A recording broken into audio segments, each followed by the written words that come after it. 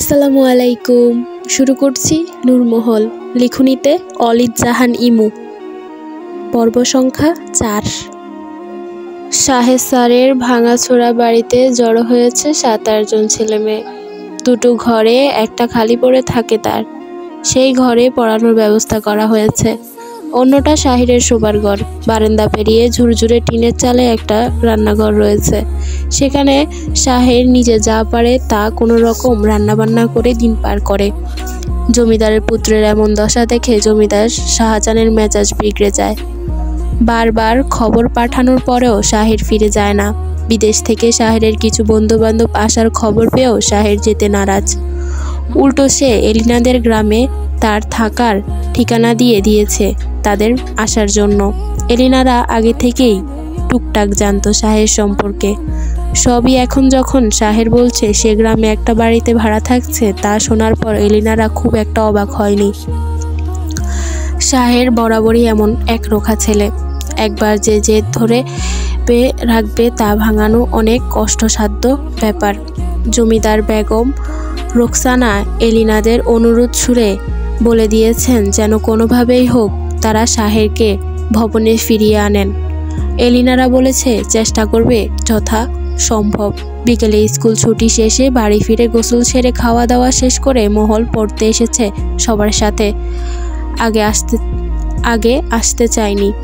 বাড়িতে অনেক কাজ পড়ে আছে বলে মহলের মামি আসতে দিতে চায়নি, কিন্তু মামা আর দিনার কারণে আসতে পেরেছে। তার উপর আয়সারা বারবার বলে দিয়েছে যে মহল আসে, ও না আসলে বাকিরাও আসবে না। আয়সা, পারুল আর মহল বসেছে একদম পিছনের সারিতে। মূলত মহল শাহের অতিরিক্ত ভয় পাওয়ার কারণে সে সবসময় পিছনের সারিতে নজর আড়ালে বসে, কিন্তু শাহের পিছন থেকে এনে 3 জনকে আবার সামনে বসায়। শাহের দরজা দিয়ে ঢুকতেই আজও মহলকে পিছনে বসে দেখে দরজা থেকে বলে, 3 ফাঁকিবাজ পিছন থেকে উঠে সামনে এসে বসা হোক। আয়সা আর পারুল উঠে আসলেও মহল পিছনেই থেকে যায়। শাহের দূর থেকে গরম চোখে তাকিয়ে থাকে খানিকক্ষণ। মহল চোখ ফিরিয়ে নেয়, নড়ে চড়ে না, পিছনেই বসে থাকে ভয়ে ভয়ে। শাহের বাহির থেকে মাঝারি থেকে বাঁশের একটা লাঠি এনে মহলের দিকে এগোতেই মহল চোখ বন্ধ করে ছুটে এসে সামনে বসে পড়ে। শাহের খুঁজে খুঁজে কিছু গুরুত্বপূর্ণ অঙ্ক বের করে সবাইকে করতে বলে, যা আগে একবার সে করিয়েছে স্কুলে।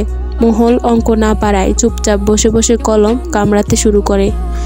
বেশ কিছুক্ষণ পার হয়ে যাওয়ার পরেও ওদের চুপচাপ বসে থাকা মহল শাহের আর চোখে খেয়াল করে যাচ্ছে। তখন থেকেই ভীষণ বিরক্ত হয়ে যায় সে। মহলকে আচমকা ধমক দেওয়ায় মহল ধরফর করে ওঠে। খাতার মাঝে দৃষ্টি রেখে মিনমিন করে বলতে থাকে, স্যার আমি পারি না, আসলে আমি কিছুই বুঝতে পারি না অঙ্কের, আমি হয়তো ফেল করব স্যার। শাহের চোখ বন্ধ করে রাগ নিয়ন্ত্রণের চেষ্টা করে। তারপর কাছে গিয়ে আবারও ধৈর্য নিয়ে কয়েকবার বোঝাতে থাকে মহলকে। মহল শুধু মাথা নেড়ে হু হা বলতে থাকে। আসলে সে কিছুই বুঝতে পারে না। শাহের আবারও ভিন্ন একটা অঙ্ক কষতে বলে। মহল আবারও চুপচাপ বসে থাকে। এবার শাহের সত্যি বিরক্ত হয়ে যায়। নিজের মাথায় 2 পাশে আঙুল দিয়ে চেপে ধরে বলে, আপনাকে নিয়ে কি করা যায় বলুন তো? আপনার পড়াশোনা তো বাকি বিষয়গুলো তো খুব ভালো জানি, আমার বেলাতেই এসে এমন পিছনে যান কেন তাহলে?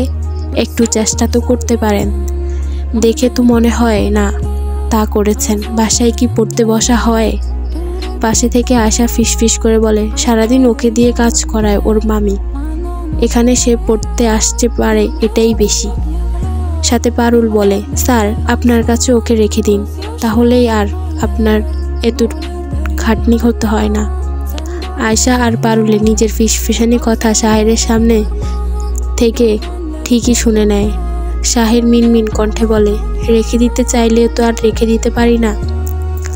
শাহের পড়ানোর মধ্যেই জানলার উকি দেয় রক্তিম।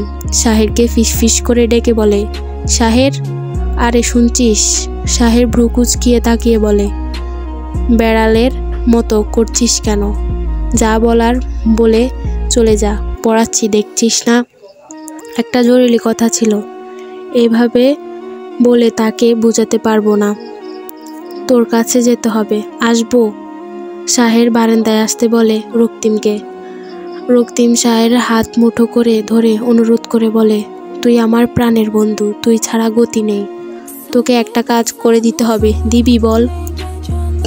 শাহের ঝাড়ি দিয়ে হাত ছাড়িয়ে দিয়ে বলে, ফণিতা করিস না মেয়েদের মতো, সরাসরি বল কোন আকামের সামিল হতে বলছিস আবার? রক্তিম মুচকি হেসে বলে, আমরা বিয়ে করতে চাই, তুই রাজি? আমি রাজি মানে? তুই কি আমাকে বিয়ে করবি? আমি পারবো এই কাজ করতে? আমার এত অধপতন হয়নি। রক্তিম মুখ ফুলিয়ে বলে, থুর, মজা করছিস না তো? আমি আর দিনা বিয়ে করব, তাদের তুই কি বলিস? রাজি তুই?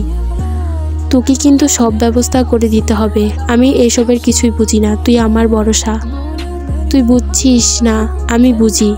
এখন বলছি যে কতগুলো বিয়ে করে বসে আছি, পারবো না আর কিছু করতে। আর লুকিয়ে বিয়ে করার কি দরকার তোদের? বাড়িতে ওর বিয়ের কথা চলছে, তাছাড়া আমার বাড়িতে ওকে মেনে নেবে জানিস না তো? আর আমার তোর মতো এত সাহস নেই। তুই যেমন বাড়ির সবাইকে ছেড়ে, তার আশায়। শাহের গরম চোখে তাকিয়ে রক্তিমের কিছু বলার আগেই রক্তিম হাত জোর করে আবার বলে, দয়া কর দোস্ত, তুই সব করবি বল। তুই পাশে না থাকলে আমি কিছুই করতে পারবো না। শাহের হাসতে হাসতে বলে, বিয়ের রাতে যেন এই কথাটা ভুলে যাস না। দেখবো তুই আমাকে ছাড়া আর কি কি করতে পারিস।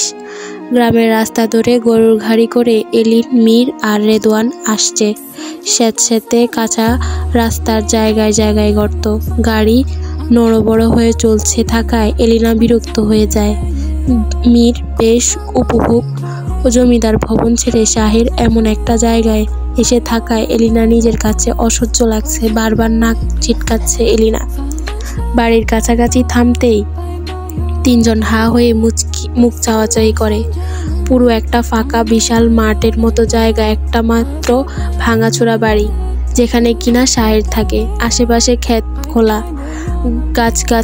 গাছপালা আর গরু মহিষ ছাড়া কোন মানুষ নেই। এলিনারা এগিয়ে যায় শাহের বাড়ির দিকে।